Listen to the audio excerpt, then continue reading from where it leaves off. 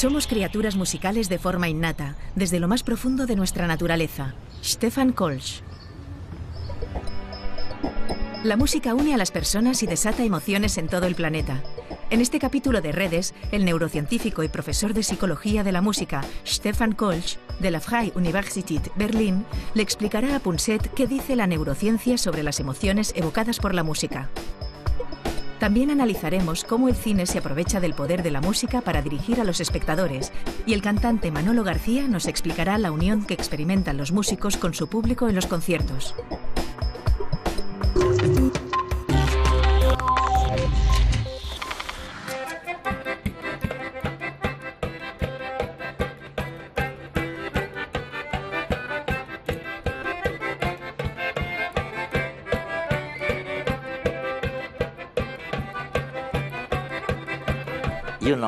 Sabes, algunos de tus amigos me dicen que nada tiene más impacto sobre el cerebro que la música. En el sentido de que afecta la memoria, incluso afecta el movimiento, las emociones, lo afecta prácticamente todo. Quiero decir, ¿la música es tan importante como dicen? ¿O crees que no hay para tanto? Creo que es muy importante y que, de hecho, se le podría dar la vuelta a la pregunta y plantearnos si hay alguna parte del cerebro que no se vea influida por la música. ¿Qué está ocurriendo en el cerebro de los que hacen música? Mientras producen sonidos, los escuchan y los coordinan con sus propios movimientos y con su propia producción de sonidos. Recuerdan lo que han producido antes, así como lo que producirán después. Quizás recuerden la canción, la letra. Se miran, se genera actividad emocional. En general, cuando la gente compone música en común,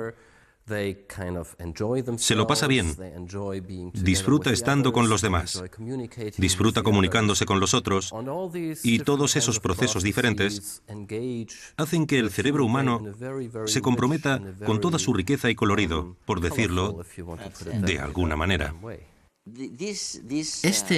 Este mundo de la música parece tan dirigido por las emociones. Según parece, has llevado a cabo unos experimentos en Camerún. Y lo que intentaste demostrar en aquel experimento fue que la cultura, una cultura concreta, no afectó las emociones inspiradas por la música. Es decir, juntaste un aborigen, un ingeniero muy sofisticado, procedente de dos hemisferios del mundo totalmente distintos, y sin embargo, todos reaccionaron igual. Fue un estudio sobre el reconocimiento de las emociones en la música. Uno de mis estudiantes de doctorado viajó al norte de Camerún e hizo una investigación con personas que nunca habían escuchado música occidental antes.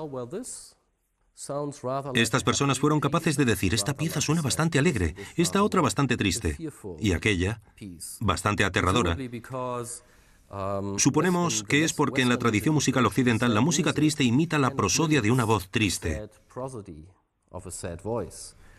Tonos bajos que van disminuyendo el timbre, por ejemplo, un tempo que no sea rápido, solo pequeñas variaciones de tono. Parece ser que cuando se codifica en forma de música, aunque nunca hayamos escuchado dicha música antes, somos capaces de reconocer qué emoción expresa la pieza en cuestión.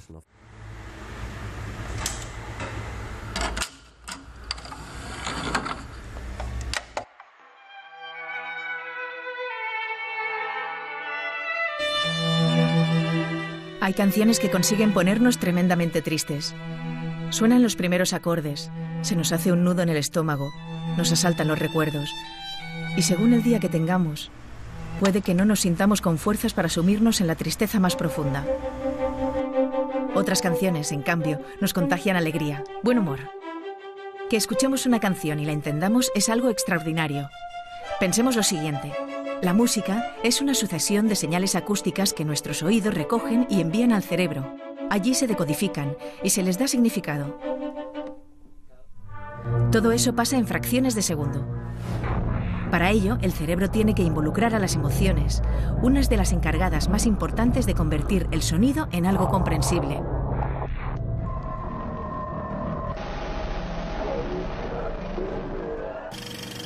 Un ejemplo es el cine.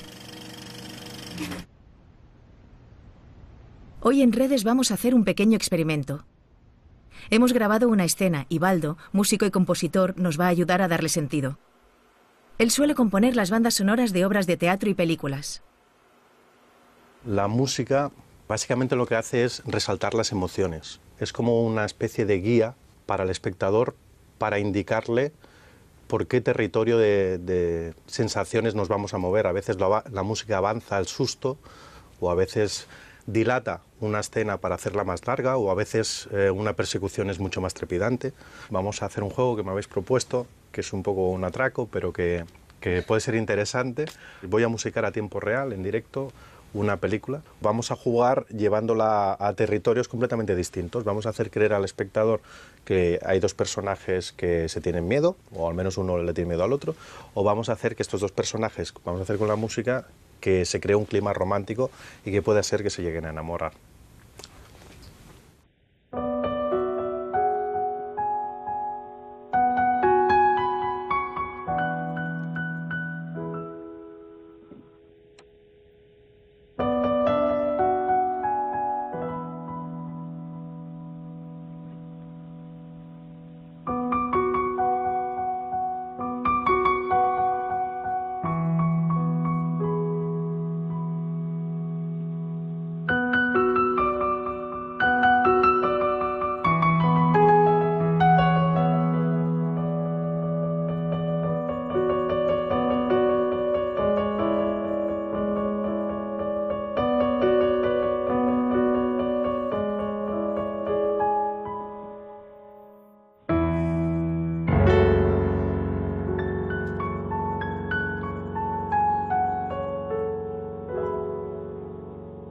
Al final nos enamoraron. Vamos a coger la misma escena y a darle otro matiz completamente distinto. En este caso vamos a crear una tensión entre los dos personajes y nos serviremos de notas disonantes, de sonidos que no nos suenan amables al oído.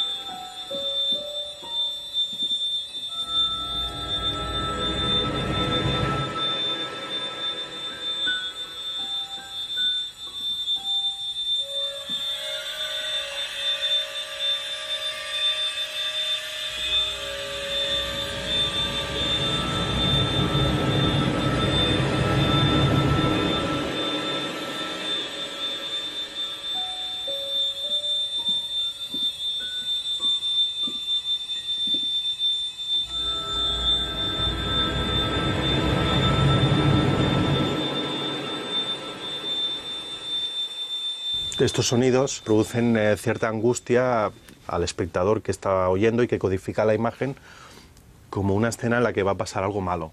Sería una sensación parecida a cuando una persona entra en un bosque de noche que no conoce y que empieza a oír ruidos de todas partes y sonidos que le son extraños y que por eso mismo pueden dar miedo. El cerebro necesita patrones para entender el entorno y darle sentido. Son reglas que usamos para hacer predicciones y formarnos expectativas, ya sea cuando estamos en medio de un bosque o mientras vemos una película. Nuestros ancestros utilizaban esas mismas reglas para salvar el pellejo. Si no hubieran inferido que un determinado ruido entrañaba peligro, seguramente hubieran acabado en la tripa de algún animal. Déjame que te haga una pregunta.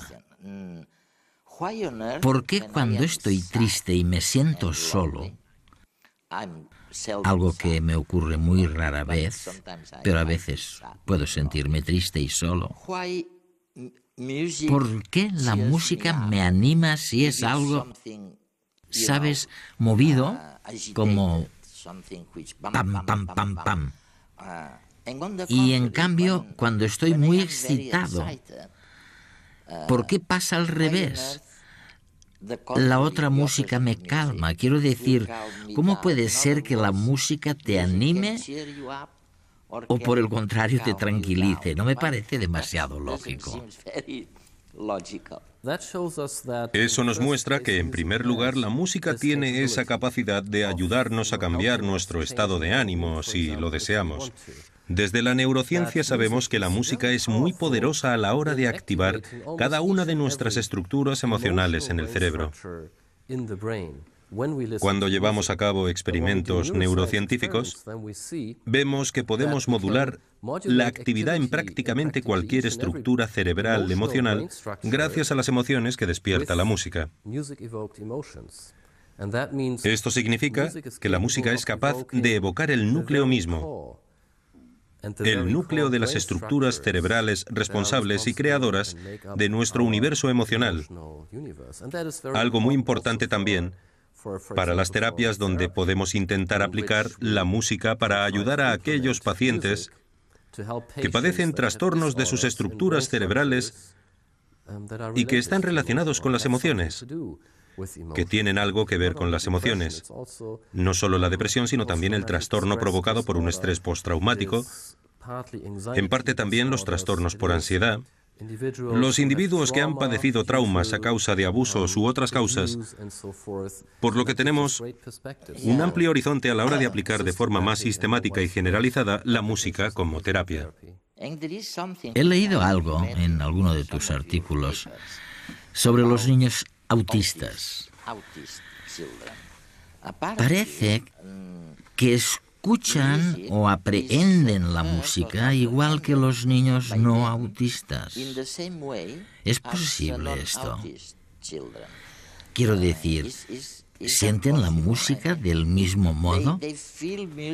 ¿No existe la diferencia que sí encontramos en el caso del lenguaje o en su capacidad para empatizar con otros? Unos pueden y otros no.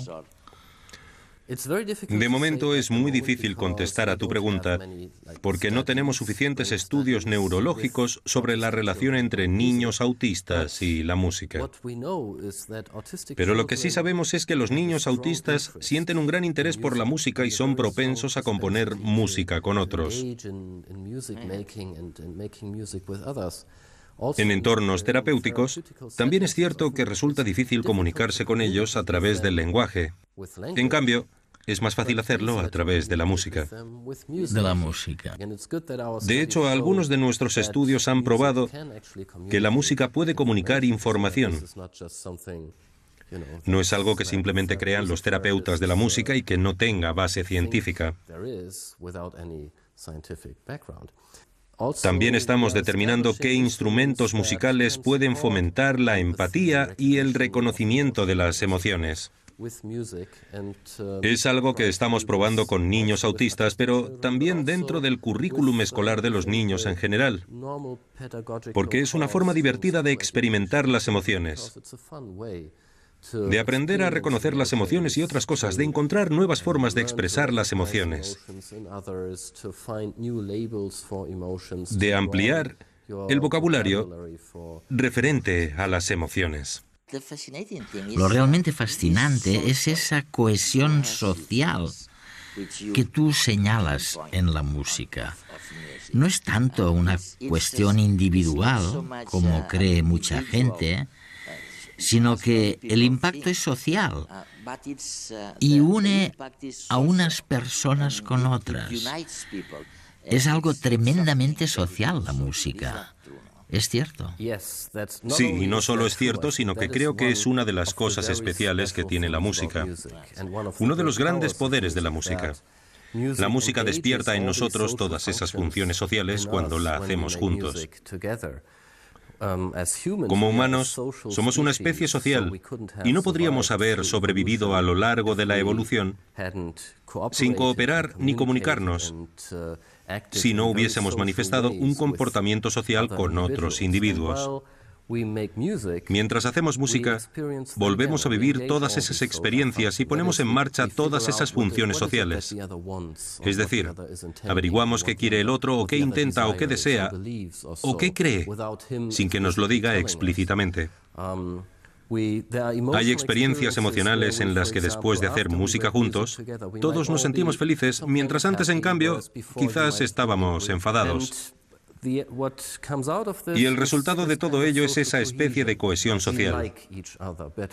Nos gustamos más que antes, estamos más unidos que antes, confiamos más los unos en los otros, pensamos que el otro nos ayudará cuando nos sintamos solos o tengamos un problema. ¿Podríamos decir que si habláramos menos y escucháramos más música, habría más altruismo en la sociedad? Creo que deberíamos hacer ambas cosas. Si bien es cierto que existen algunas sociedades donde, si dos personas están enemistadas y acuden a los tribunales, no es un tribunal real porque no tienen la organización social que tenemos nosotros, se espera de ellos que canten. No pueden pelearse. Bueno, pueden exponer el motivo del enfrentamiento, pero tienen que cantar el motivo de la pelea. Así es, resulta increíble, ¿no? Porque la gente no puede mentir con la misma facilidad cuando canta y se enfrentan unos a otros de una manera mucho más cooperativa. De un modo que tiene mucho más sentido que cuando simplemente nos gritamos. Hay sociedades sin escritura, pero ninguna sin música. Las melodías nos unen, nos hacen compartir estados de ánimo, forjan lazos sociales y fomentan la cooperación. En algunas culturas incluso se usan como forma de rebajar tensiones y para solucionar diferencias entre personas. Se ha visto que al escuchar música se activan las áreas del cerebro que se encargan de la imitación y la empatía. Son las zonas donde están las neuronas espejo, que actúan reflejando las acciones e intenciones de los otros como si fueran propias. De esta forma podemos sentir el dolor de los otros, su alegría, su tristeza, imitar sus acciones. Quizás por eso la música es capaz de tocar nuestras emociones y crear lazos sociales, porque nos permite compartir sentimientos. A lo largo de la historia, los seres humanos nos hemos unido para bailar, cantar y celebrar rituales. De hecho, no hay celebraciones que valgan que no tengan música, y eso ha sido así desde las primeras tribus hasta los conciertos actuales de rock.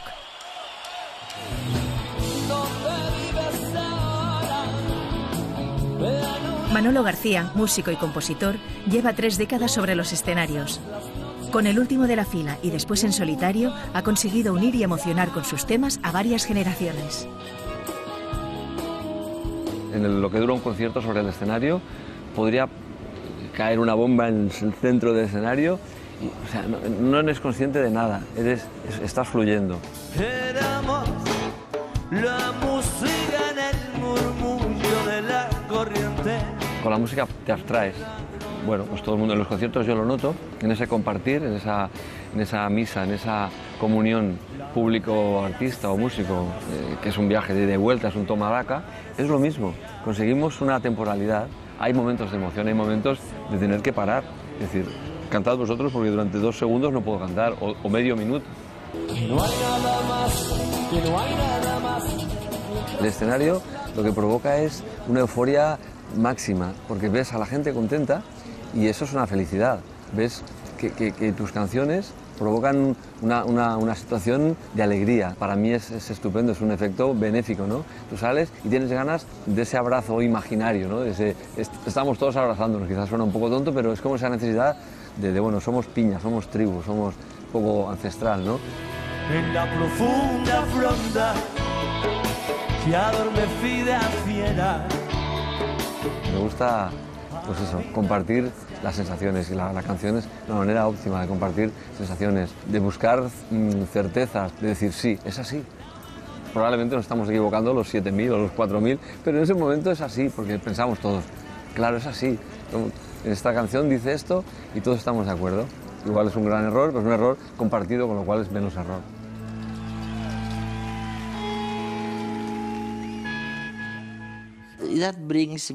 Esto me lleva a una pregunta muy importante. para la que imagino que aún no tienes una respuesta definitiva. Me gustaría saber si se trata de una capacidad innata o si es algo que adquirimos, quiero decir, la capacidad de entender la música. Hay un famoso experimento, algunos miembros de tu equipo participaron en él también, que muestra cómo los bebés de solo 3 días pueden reaccionar a la música. Así que realmente, si alguien que tiene solo 3 días puede reaccionar a la música, probablemente estamos hablando de algo que es innato, ¿no? Estoy totalmente convencido de ello, sí. Somos de forma innata, desde lo más profundo de nuestra naturaleza, criaturas musicales, muy musicales todos nosotros. Y hay una buena razón para ello.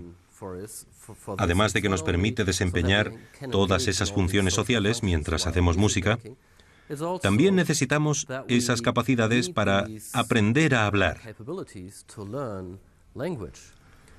Cuando nacemos, no sabemos qué significa pechos, leche, beber o sorber, pero aprendemos a hablar al escuchar los sonidos musicales del lenguaje. Y así es como los niños aprenden a hablar. Escuchan la música del habla y al hacerlo también entienden el lenguaje. No es el único aspecto del lenguaje que aprenden. Eso es, sí, no es el único aspecto del lenguaje que aprenden, pero evidentemente es algo muy importante. Afortunadamente somos muy musicales porque si no nos costaría mucho aprender a hablar o a aprender idiomas. Es gracioso, porque lo que dices es que hay una especie de canción, una especie de forma musical de hablar con los bebés, como hacen las cuidadoras, ¿no? Ya lo sabes, ¿no? En realidad no les hablas, más bien les cantas. Y según parece, dices que esto es lo que entiende el bebé. Se ha demostrado que cuando las madres hacen al hablar con sus hijos, esto es buenísimo. Bueno, está claro que para que nos entiendan es importante jugar con la entonación. No solo los adultos se entienden mucho mejor cuando no hablan con una voz monocorde, sino que le ponen una cierta entonación y ritmo. En el caso de los niños también es muy importante porque hay estudios que demuestran que si los padres no hablan con sus hijos jugando con la entonación, los niños son mucho más susceptibles de padecer trastornos del habla y del lenguaje. Es increíble, ¿verdad? Es fantástico. ¿Sabes? Solo con escucharte, increíble. ¿No es fantástico? Increíble. ¿No es fantástico? Ya hay un cierto ritmo. Y además, tienes una voz muy melódica. Tu voz sube y baja. Me muestra subiendo y bajando el tono, yendo más rápido y más despacio. ¿Dónde están los límites de las frases? ¿Dónde se acaba la frase? ¿Cómo te sientes? ¿Cuánto deseas que algo ocurra? ¿Qué deseas? ¿Cuáles son tus intenciones? Y cosas semejantes. ¿A quién se le ocurriría entonar una melodía para pedir una pizza en el restaurante? Hasta hace poco creíamos que la música solo servía para transmitir emociones, pero Kölsch ha demostrado que también puede comunicar información semántica, como las palabras. Si después de oír la frase «me gusta el café con azúcar» nos dan a elegir 2 palabras, leche o cortina, siempre escogeremos leche porque tiene más coherencia semántica con la frase.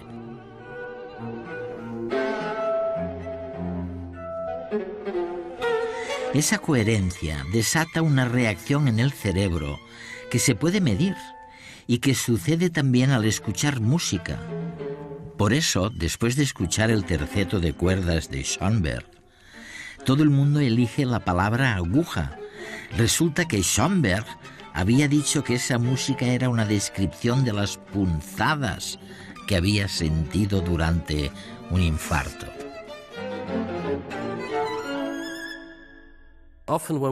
A menudo cuando hablamos de emociones, utilizamos palabras para referirnos a algo que sentimos en nuestro cuerpo. Wittgenstein lo denominó Empfindung, sensación en castellano. Ahora bien, cuando utilizo una palabra para referirme a una sensación de mi cuerpo, y tú utilizas la misma palabra, ¿cómo puedo estar seguro de que nos estamos refiriendo a lo mismo? Dado que no existe una correspondencia unívoca en el cerebro entre nuestras sensaciones por un lado y nuestros centros lingüísticos por el otro, tiene que producirse una transformación de la información desde las sensaciones al lenguaje. Y nunca se sabe. Y nunca se sabe, pero ¿y si utilizamos la música? ¿Y si utilizo la música para evocar algo en ti, sensaciones o Empfindung, que se parezcan a los Empfindung y sensaciones que tengo en mi cuerpo? A veces la música puede hacerlo mejor. Con la música podemos comunicar esa información incluso sin que se vea distorsionada por las palabras. De hecho, a menudo le digo a la gente o les recuerdo que el lenguaje no es, como ellos creen, algo para hacerse entender, sino que es un instrumento maravilloso para confundir a los demás. Creo que en el caso de la música no se puede decir lo mismo, es más veraz. O sea que realmente, si niños que sufren autismo pueden comunicar con otros mediante la música de una manera que no lo pueden hacer con las palabras, si ellos pueden empatizar, ponerse en el lugar de los demás, entonces yo creo que no hay ninguna duda de que no tienen más que ganar con la música. Y no es seguro que siempre sea así con las palabras. No existe casi ninguna parte del cerebro que no se vea afectada por la música. Stefan Kolsch.